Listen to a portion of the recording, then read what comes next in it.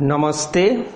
आमे आलोचना करुथिले जगन्नाथ दासंकर भागवतर वैशिष्ट्य सबुठारु बड़ वैशिष्ट्य होउची संस्कृतर दुरुचार्य क्लिष्ट भाव एवं भाषारु ओडियारे सरल तरल करी लोकंक सम्मुखरे जो दिव्य ज्ञान परिवेषण करिसंती ये होउची सबुठारु बड़ वैशिष्ट्य। तेबे ओडिया भागवत संस्कृत ग्रंथर आक्षरिक अनुवाद नुहे एक कथा मध्य आमे पूर्वरु कहिचे। जगन्नाथ दास मौलिक विषय वस्तु सहित मूल ग्रंथर छायारे निजर मौलिकता बजाय रखी ओडिया भागवत रचना करिसंती।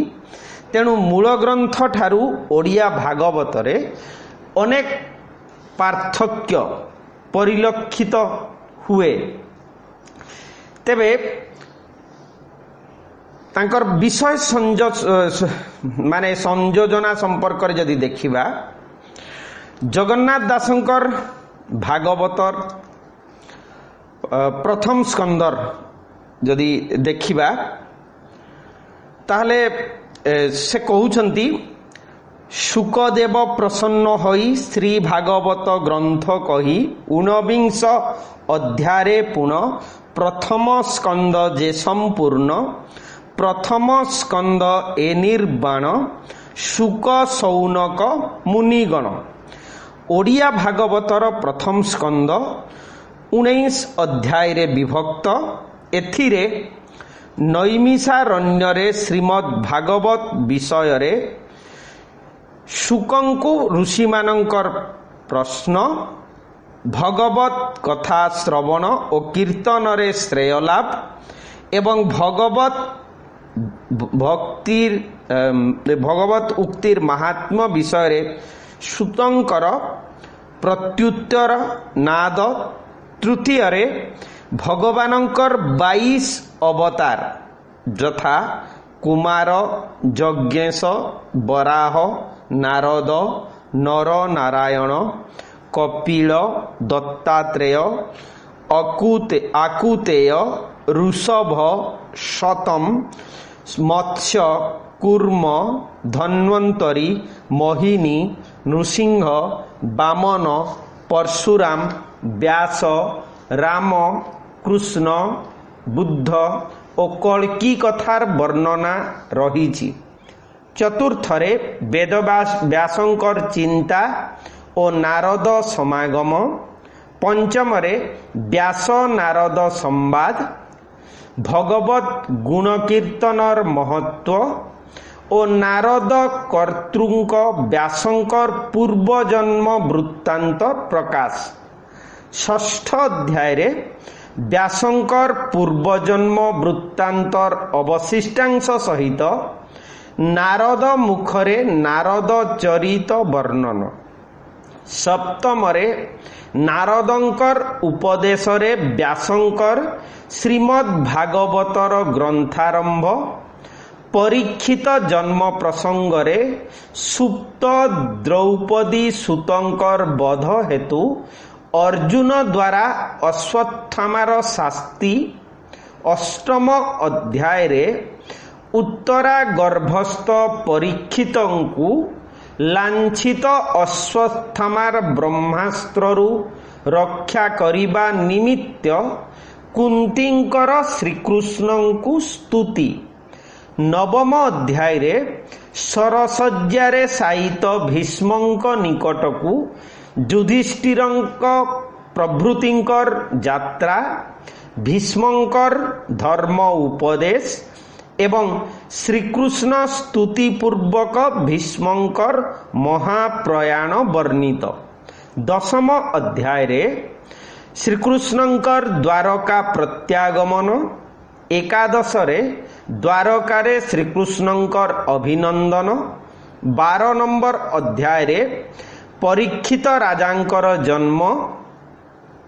त्रयोदश अध्याय 13 नंबर अध्याय रे विदुर उपदेश रे गांधारी और धृतराष्ट्रंकर वनगमन। चतुर्दश अध्याय रे विविध अपशकुन अशुभ लक्षण देखि युधिष्ठिरंकर व्याकुलता एवं द्वारकारु अर्जुनंकर प्रत्यागमन। 15 अध्याय रे जदुकुल संहार। 16 नंबर अध्याय रे परीक्षितंकर राज्यलाभ दिग्विजय भूमि धर्म संवाद श्रवण। 17 नंबर अध्याय रे परीक्षित धर्म संवाद और कली निग्रह। 18 नंबर अध्याय रे परीक्षितंकर मृगया प्रयाण।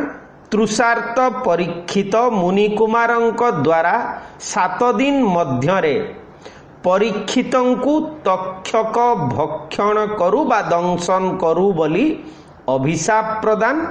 एवं 19 नंबर अध्याय रे मुक्ति निमित्त गंगा तीर रे राजा परीक्षितंकर उपवास ऋषि समागम महर्षि शुकंकु व्याकुल परीक्षितंकर प्रश्न प्रभृतिर वर्णना रही।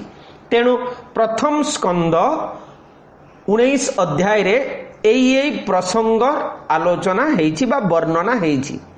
द्वितीय स्कंद रे रहिछि 10टी अध्याय। तार प्रथम रे लिखा हेछि द्वितीय स्कंद र आद्य रे शुक परीक्षकंक विचारे श्री भागवत जे कहिले सकल राज ऋषि मेळे द्वितीय स्कंदे चरित 10 अध्याय समापत। तेणु द्वितीय स्कंद 10टी अध्याय रे विभक्त। एथिर प्रथम अध्याय रे अछि शुक परीक्षित संवाद रे महापुरुषंकर स्वरूप वर्णन। द्वितीय रे परीक्षितंकु शुक महर्षिंकर जोग और स्मृति उपदेश। तृतीय अध्याय रे भगवत भक्तिर प्राधान्य प्रतिपादन। चतुर्थ अध्याय रे परीक्षित राजांकर सृष्टि विषयक प्रश्न और शुकंकर उत्तर। पंचम अध्याय रे नारदंक ठारे ब्रह्मांक द्वारा 25 तत्व और ब्रह्मांडर उत्पत्ति वर्णना रही। षष्ठ अध्याय रे भगवानंकर विराट स्वरूपर परिचय वर्णना करा जाइछि। सप्तम अध्याय रे ब्रह्मा नारद संवाद रे भगवानंकर वराह अवतार ठारू कल्कि अवतार पर्यंत चरित सहित श्रीकृष्णंकर आश्रय रे माया संसार मुक्तिलाभ करिथिबा प्रह्लादादि महापुरुष मानंकर नामावली उल्लिखित हेइछि। अष्टम अध्याय रे कालर गति कर्म फल धर्म ज्ञान यज्ञ फल प्रभृति विषय रे शुकंकु राजा परीक्षितंकर प्रश्न पचरा जाइछि। नवम अध्याय रे शुकंकर प्रत्युत्तर रूपे श्रीमद् भागवत प्रभृतिर वर्णन रही। दशम अध्याय रे भागवत पुराणर 10 लक्षण यथा सर्ग विसर्ग स्थान पोषण भूति मन्वंतर वंशानुकथा निरोध मुक्ति और आश्रय एसबुर निर्णय उल्लेख रही। या परे अछि तृतीय स्कंध। तृतीय स्कंधर माने अध्याय संख्या होची 33।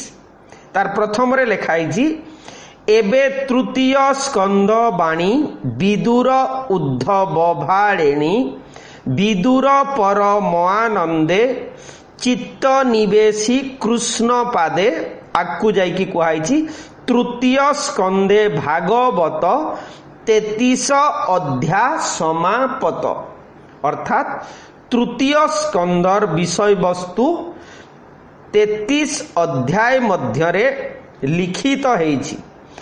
एहार प्रथम अध्याय रे रहिछि दुर्योधनଙ୍କ द्वारा अपमानित होई धृतराष्ट्रଙ୍କୁ परित्याग करी विदुर हस्तिनापुरକୁ प्रस्थान कले, हस्तिनापुरରୁ प्रस्थान कले। द्वितीय अध्याय रे बहु तीर्थ भ्रमण परे परिशेषरे वृंदावन रे उद्धवଙ୍କ सहित विदुरଙ୍କର साक्षात और परस्पर कुशल प्रश्न मध्यरे कौरव पांडव तथा श्रीकृष्णଙ୍କର बाल्य लीला वर्णित हेछि। तृतीय अध्याय रे मथुरा और द्वारका लीला संक्षेप रे वर्णना करिथिले। चतुर्थ रे जदुवंश संहार, श्रीकृष्णଙ୍କର देहत्याग समय रे मैत्रेयी को तत्वज्ञान उपदेश एवं उद्धव उपदेश रे विदुरंकर मैत्रेयंकर निकट को प्रस्थान। पंचम अध्याय रे विदुर मैत्रेय संवाद रे सृष्टि क्रम और महादाती तत्वर वर्णन रही। विराट 6 नंबर अध्याय रे विराट पुरुष परिचय। सप्तम अध्याय रे रही निर्गुण पुरुषंक विषय रे विदुरंकर प्रश्नर मैत्रेयंक द्वारा समाधान। अष्टम अध्याय रे विष्णुंकर नाभि कमलरु ब्रह्मांकर उत्पत्ति। नवम अध्याय रे ब्रह्मांकर भगवत स्तुतिर वर्णना करा जाइछि। दशम अध्याय रे ब्रह्मांक द्वारा 10 विध सृष्टि यथा महत, अहंकार, ब्रह्म शक्ति, 10 इंद्रिय, मन, बुद्धि एवं प्रकृति विकृति द्वारा क्रमशः लतागुल्म, पशुगण, मनुष्य और देव, गंधर्व, यक्ष, रक्ष प्रभृति एई मानकर वर्णना रही। तेणु दशम अध्याय को जदि कहा जीव ब्रह्मांक द्वारा 10 विध सृष्टि प्रकरण वर्णित। एकादश अध्याय रे रही मन्वंतर काल और देव मानवादी आयुष निरूपण। द्वादश अध्याय रे ब्रह्मांकर सृष्टि सर्जना रे 10 ऋषि, धर्म अधर्म, काम प्रभृति, वेद और वेदांग तथा स्वयंभू मनुंकर उत्पत्ति वर्णित हेछि। त्रयोदश अध्याय तृतीय स्कंदर त्रयोदश अध्याय रे ब्रह्मांकर नासारु आविर्भूत यज्ञ बराहंकर दंताग्र स्थित पृथ्वी चरित वर्णित। चतुर्दश अध्याय रे दिति और कश्यप संवाद। पंचदश वैकुंठ धाम रे श्री कृष्ण दर्शनार्थी सनकादि ऋषिंक द्वारा द्वारपाल जय विजयंकु अभिशाप प्रदान। 16 नंबर अध्याय रे भगवानंकर कर्तृक ऋषिंकु सांत्वना और जय विजय दुहिंकर दिति गर्भरे प्रवेश वर्णना करा जाइछि। 17 नंबर अध्याय रे हिरण्याक्ष और हिरण्यकशिपुर जन्म एवं वरुणपुर रे वरुण सहित युद्धर वर्णना रही। 18 नंबर अध्याय रे वराह रूपी हरिंक सहित हिरण्याक्षर युद्ध। 19 नंबर अध्याय रे हिरण्याक्ष वध। 20 नंबर अध्याय रे ब्रह्मांक द्वारा विविध सृष्टि। 21 नंबर अध्याय रे कर्दम मुनि और शिष्य स्वयंभू मनु संवाद। 22 नंबर अध्याय रे कर्दम ऋषि चरित। 23 नंबर अध्याय रे कर्दम और देवहन संवाद रे भक्ति जोग 23 नंबर रे होची कर्दम और देवहन विवाह। 24 नंबर अध्याय रे नवकन्यांकर विवाह। कर्दम कपिल संवाद और कर्दम ऋषिंकर भगवत प्राप्ति। 25 नंबर अध्याय रे कपिल देवहूति संवाद रे भक्ति योग वर्णन। 26 नंबर अध्याय रे महदादि पंचविंशति तत्वर उत्पत्ति विवरण उल्लिखित हेइछि। 27 नंबर अध्याय रे कपिल देवहूति संवाद रे प्रकृति और पुरुषर विवेक द्वारा मोक्ष प्राप्ति और भक्ति जोगर वर्णन हेइछि। 28 नंबर अध्याय रे जोग लक्षण सगुण भगवानंकर स्वरूप वर्णन।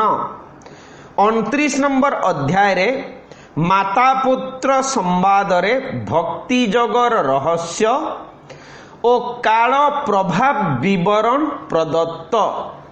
30 नंबर अध्याय रे देहासक्त पुरुषर अधोगति विषय। 31 नंबर अध्याय रे मातृगर्भरे जीवर देह प्राप्ति, गर्भस्थ जीवर भगवत प्रार्थना एवं बाल्यावस्थार विभिन्न क्लेश वर्णना हेइछि। 32 नंबर अध्याय रे कर्मासक्त चित्तर निंदा और भक्ति जोगर उत्कर्ष प्रतिपादन एवं तृतीय स्कंदर अंतिम अध्याय बा 33 नंबर अध्याय रे भगवान रूपी पुत्र कपिलंकर जननी देवहूतिंकु ज्ञान उपदेश, देवहूतिंकु कृत भगवान स्तुति एवं ब्रह्म प्राप्ति विषयर ज्ञानोपदेश, देवहूतिंकु कृत भगवत स्तुति एवं ब्रह्म प्राप्ति विषयर वर्णना करा जाइछि। भागवतर चतुर्थ स्कंद। चतुर्थ स्कंदर अध्याय संख्या होउछि 31। कवि निजे उल्लेख करिसंती चतुर्थ स्कंदर वर्णन नव प्रजापति वचन एहांक वंशानुचरित संसारे जहु सेउदित 31 अध्यायेण चतुर्थ होइला संपूर्ण। तेणु चतुर्थ स्कंदटी 31 अध्याय विशिष्ट। प्रथम अध्याय रे मैत्रेय विदुर संवाद रे स्वयंभू मनुंकर कन्या मानंकर तांकर कन्या माने होउछंती आकृति, देवहूति और प्रसूति वंश वर्णन। द्वितीय रे दक्ष प्रजापति यज्ञ रे शिवंकर अपमान। तृतीय रे हरगौरी संवाद रे शिवंकर सतींकु दक्ष यज्ञ उद्देश्य रे जीवा पाई निषेध बा विरोध करिवार प्रसंग। चतुर्थ रे दक्ष यज्ञ रे सतींकर देह त्याग। पंचम रे दक्ष यज्ञ ध्वंस और दक्षंकर शिरोच्छेद। षष्ठ रे ब्रह्मादि देवगणंकर कैलास गमन रुद्र स्तुति। सप्तम रे रुद्र प्रसन्न होई दक्ष को जीवन दान और यज्ञ कार्य समाधान विषय वर्णित हेइछि। एई चतुर्थ स्कंदर अष्टम, नवम और दशम अध्याय कलसा बाणी रे रचित। अष्टम रे ध्रुव चरित, नवम रे ध्रुवंक द्वारा विष्णुंकर आराधना एवं दशम रे तपस्या द्वारा ध्रुवर भगवत प्राप्ति विषय वर्णित हेइछि। 11 नंबर अध्याय रे ध्रुवंकर राज्य प्राप्ति। 12 नंबर अध्याय रे ध्रुव गृह प्रत्यावर्तन परे गुह्यक द्वारा निजर कनिष्ठ भ्राता उत्तमर बंधन वार्ता सुनी ध्रुवर युद्ध यात्रा ଓ ଧ୍ରୁବ ସହିତ ଗୁହ୍ୟକର ମାୟା ଯୁଦ୍ଧ ପ୍ରସଙ୍ଗ ବର୍ଣ୍ଣନା କରାଯାଇଛି। 13 ନମ୍ବର ଅଧ୍ୟାୟରେ ଏହି ଯୁଦ୍ଧରେ ଗୁହ୍ୟକର ପରାଜୟ, ସ୍ୱୟଂଭୁ ମନୁଙ୍କ ଦ୍ୱାରା ଧ୍ରୁବର କ୍ରୋଧ ଶାନ୍ତି ବର୍ଣ୍ଣନା କରାଯାଇଛି। 14 ନମ୍ବର ଅଧ୍ୟାୟରେ ଧ୍ରୁବଙ୍କର ତପସ୍ୟା ଓ ଭଗବତ ପ୍ରାପ୍ତିର ବିଷୟ ଉଲ୍ଲେଖ ରହିଛି। 5ମ ଅଧ୍ୟାୟରେ ଧ୍ରୁବଙ୍କ ବଂଶରେ ଦୁଷ୍ଟ ରାଜା ବେଣୁର ଜନ୍ମ। 16 ନମ୍ବର ଅଧ୍ୟାୟରେ ମୁନିଙ୍କ ଦ୍ୱାରା ଧର୍ମହୀନ ବେଣୁର ମୃତ୍ୟୁ ଓ ନିଷାଦର ଉତ୍ପତ୍ତି ଏବଂ ଲକ୍ଷ୍ମୀ ନାରାୟଣ ରୂପରେ ରାଜା ପୃଥ୍ୱୀଙ୍କର ଜନ୍ମ ପ୍ରସଙ୍ଗ ବର୍ଣ୍ଣିତ। 17 ନମ୍ବର ଅଧ୍ୟାୟରେ ପୃଥ୍ୱୀଙ୍କର ରାଜ୍ୟାଭିଷେକ, ମାଗଧ ଭାଟଗଣଙ୍କର ପୃଥୁଙ୍କୁ ଯେଉଁ ସ୍ତୁତିଗାନ। 18ରେ ରାଜା ପୃଥୁଙ୍କ ଚରିତ। 19 ନମ୍ବରରେ ପୃଥୁଙ୍କର ପୃଥିବୀ ପ୍ରତି କୋପ ଓ ଧେନୁ ରୂପରେ ପୃଥିବୀ କର୍ତ୍ତୃଙ୍କର ସ୍ତୁତିଗାନ ବର୍ଣ୍ଣିତ। 20 ନମ୍ବର ଅଧ୍ୟାୟରେ ପୃଥିବୀର ଉପଦେଶ ଅନୁସାରେ ପୃଥକ ପୃଥକ ବତ୍ସା ଓ ପାତ୍ର କଳ୍ପନାରେ ପୃଥିବୀ ଦହନ। 21 ନମ୍ବର ଅଧ୍ୟାୟରେ ନିଜର ଅଶ୍ୱମେଧ ଯଜ୍ଞରେ ବିଘ୍ନ ସୃଷ୍ଟି କରିବାରୁ ଇନ୍ଦ୍ରଙ୍କ ପ୍ରତି ପୃଥୁଙ୍କର କୋପ ବା କ୍ରୋଧ ଏବଂ ବ୍ରହ୍ମାଙ୍କ ଦ୍ୱାରା କୋପଶାନ୍ତି ଓ ଯଜ୍ଞ କାର୍ଯ୍ୟରୁ ନିବୃତ୍ତି, ଭଗବତ ଦର୍ଶନ, ପୃଥୁ ଭଗବାନ ସମ୍ବାଦର ବର୍ଣ୍ଣନା କରାଯାଇଛି। 22 ନମ୍ବର ଅଧ୍ୟାୟରେ ପୃଥୁ ଚରିତରେ ପୃଥୁଙ୍କୁ ସନତ କୁମାରଙ୍କ କର୍ତ୍ତୃକ ଜ୍ଞାନ ଉପଦେଶ ପ୍ରଦାନ। 23 ନମ୍ବର ଅଧ୍ୟାୟରେ ପୃଥୁଙ୍କର ବନଗମନ, ଯୋଗ ସାଧନା, ଦେହ ତ୍ୟାଗ ଓ ବୈକୁଣ୍ଠ ପ୍ରାପ୍ତିର ବର୍ଣ୍ଣନା ରହିଛି।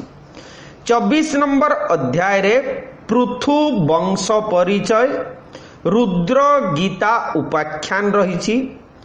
25 ନମ୍ବର ଅଧ୍ୟାୟରେ ପ୍ରାଚୀନ ବର୍ହି ନାରଦ ସମ୍ବାଦରେ ପୁରଞ୍ଜନ ଉପାଖ୍ୟାନ ଆରମ୍ଭ ହୋଇଛି। 26 ନମ୍ବର ଅଧ୍ୟାୟରେ ପୁରଞ୍ଜନର ମୃଗୟା ବର୍ଣ୍ଣନ ଓ ତାହାର ପତ୍ନୀର ପ୍ରଣୟାଭିମାନ। 27 ନମ୍ବର ଅଧ୍ୟାୟରେ କାଳକନ୍ୟା ଚରିତ। 28ରେ ପୁରଞ୍ଜନର ଶୋକ, ଅଜ୍ଞାତ ପୁରୁଷର ଉପଦେଶ ଓ ପୁରଞ୍ଜନର ମୁକ୍ତି ବର୍ଣ୍ଣନା କରାଯାଇଛି। 29ରେ ମୈତ୍ରେୟ ବିଦୁର ସମ୍ବାଦରେ ପୁରଞ୍ଜନ ଉପାଖ୍ୟାନର ତାତ୍ପର୍ଯ୍ୟ ବିଷୟରେ ନାରଦଙ୍କର ଉପଦେଶ ଓ ପ୍ରାଚୀନ ବର୍ହିର ମୁକ୍ତିଲାଭ।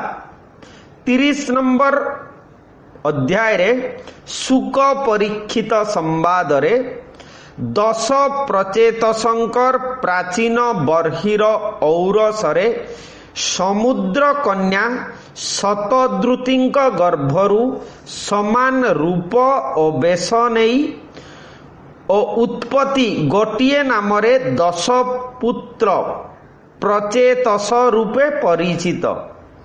31 ନମ୍ବର ଅଧ୍ୟାୟରେ ନାରଦ ପ୍ରଚେତସ ପ୍ରସଙ୍ଗ ଏବଂ ନାରଦଙ୍କର ଉପଦେଶରେ 10 ପ୍ରଚେତସଙ୍କର ମୁକ୍ତି ବିଷୟ ପ୍ରଭୃତି 4ର୍ଥ ସ୍କନ୍ଧରେ ବର୍ଣ୍ଣିତ ହୋଇଛି।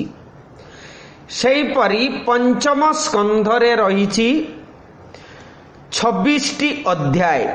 ଆରମ୍ଭରେ ଲେଖା ହେଇଛି 5ମ ସ୍କନ୍ଧ ଆଦ୍ୟ ପୁଣି ପ୍ରିୟବ୍ରତ ରାଜା କାହାଣୀ। 5ମ ସ୍କନ୍ଧେ ଏଚରିତ 26 ଅଧ୍ୟାୟ ସମାପତ। এই 26 ଅଧ୍ୟାୟରେ ଯେଉଁ କଥା ଗୁଡ଼ିକ ବର୍ଣ୍ଣନା ରହିଛି ସେଥିରେ 1 ନମ୍ବରରେ ଅଛି ପ୍ରିୟବତ ଚରିତ୍ର, 2ରେ ଜମ୍ବୁଦ୍ୱୀପର ରାଜା ଅଗ୍ନିଧ୍ରଙ୍କର ଔରସରେ ପୂର୍ବଚିତ୍ତି ନାମକ ଅପ୍ସରା ଗର୍ଭରୁ ନବପୁତ୍ରଙ୍କର जो मानकर नाम होची इड़ावृत्त, हरिवर्ष, नाभि, रम्यक, किंग पुरुष, भद्राश्व, कुरु, हिरण्मय और केतुमाल एई नवपुत्रंकर जन्म विवरण एवं यथाक्रमे मेरुदेवी, प्रतिरूपा, लता, रम्या, उग्र दंष्ट्रा, वेद दिधिति, नारी, श्यामा और भद्रादि मेरुर नवकन्या सहित सेमानंकर विवाह। तृतीय अध्याय रे नाभि राजार संतान न हेबारु यज्ञ पुरुषंकु स्तुति करिबारे भगवान ऋषभदेव ताहार पुत्र रूपे जन्म ग्रहण कले। चतुर्थरे ऋषभदेव चरित, पंचमरे ब्रह्मावर्तरे ऋषभदेवंकर सपुत्र मानंकु विशेष भाव में ज्येष्ठ पुत्र महावीर सहित शतपुत्र धर्म उपदेश प्रदान एवं निजे अवधूत वृत्ति ग्रहण कले। 16 नंबर अध्याय रे ऋषभ चरित और ऋषभंकर देह त्याग। सप्तम अध्याय रे ऋषभ पुत्र भरत उपाख्यान, भरतंकर तपस्या पाई पुलहाश्रम गमन। अष्टमरे मृग शावक महरे भरतंकर मृग जनिरे जन्म एवं शालग्राम तीर्थरे मृग शरीर त्याग। नवमरे जड़ भरत चरितरे भरतंकर ब्राह्मण कुलरे जन्म, जड़ परी आचरण, भद्रकाळींकर निकटरे बड़ी उद्देश्यरे उत्सर्गीकृत हेबा परे चंडिकांकर कर्तृक जड़ भरतर जीवन रक्षादि विषय वर्णित हेइछि। 10म अध्याय रे सिंधुपति रहुराजार शिविका बाहक रूपे जड़ भरतर नियुक्ति एवं शिविका बही न पारिबारु राजांक द्वारा जड़ भरतर अपमान, परिशेषरे राजांकु जड़ भरतर ज्ञान उपदेश और राहुगणंक सहित राजांकर क्षमा प्रार्थना विषय वर्णना करा जाइछि। 11 नंबर अध्याय रे ब्राह्मण कुमार जड़ भरत द्वारा रहुगणंकर संभाषण। 12 रे जड़ भरत और रहु राजा संवाद। 13 नंबर अध्याय रे रहु राजा संवाद रे जड़ भरत कर्तृक संसार रूपक अरण्यर वर्णना, रहु राजार संशय खंडन। 14 नंबर अध्याय रे भरत उपाख्यान। 15 नंबर अध्याय रे प्रियव्रत राजार वंश वर्णन। 16 नंबर अध्याय रे भुवन कोश वर्णन। 17 रे भागीरथी वर्णन, प्रह्लाद स्तुति आदि विषय वर्णित। 18 नंबर अध्याय रे भुवन कोश वर्णना रे विभिन्न वर्म अधिवासींकर उपासना प्रकार वर्णना करा जाइछि। 19 रे किंग पुरुष और भारतवर्षर वर्णना सहित 8 उपद्वीप यथा रमणक, आवर्तन, स्वर्णप्रस्थ, मंदर हरिण, पांचजन्य, चंद्र शुक्ल, लंका और सिंहलर परिचय। 20 रे भुवनकोश वर्णन रे सप्तद्वीपा यथा जम्बू, प्लक्ष, शाल्मक, कुश, क्रंच, शाक और पुष्कर। तेणु पृथ्वीर परिचय दिया हेछि। 21 रे खगोल विवरण। 22 रे ज्योतिषचक्र दर्शन वर्णन। 23 रे ग्रह चक्र। 24 रे भूगोल विवरण। अधभुवनर यथा अतल, वितल, सुतल, तलातल, रसातल, महातल और पातालर परिचय। 25 रे संकर्षणंक ठारे अनंतंकर स्थिति और संकर्षणंकर स्तुति। एवं अंतिम अध्याय अर्थात 26 नंबर अध्याय रे विभिन्न नरकर वर्णना तार स्वरूप एई स्कंदरे उल्लिखित हेइछि। तेणु नरकर वर्णना जदि आमे देखिबा पंचम स्कंदर 26 नंबर अध्याय रे ଅତ୍ୟନ୍ତ ଭୟଙ୍କର ରୂପେ ଲୋମହର୍ଷଣକାରୀ ରୂପେ ବର୍ଣ୍ଣନା କରାଯାଇଛି ଜଗନ୍ନାଥ ଦାସଙ୍କ ଦ୍ୱାରା।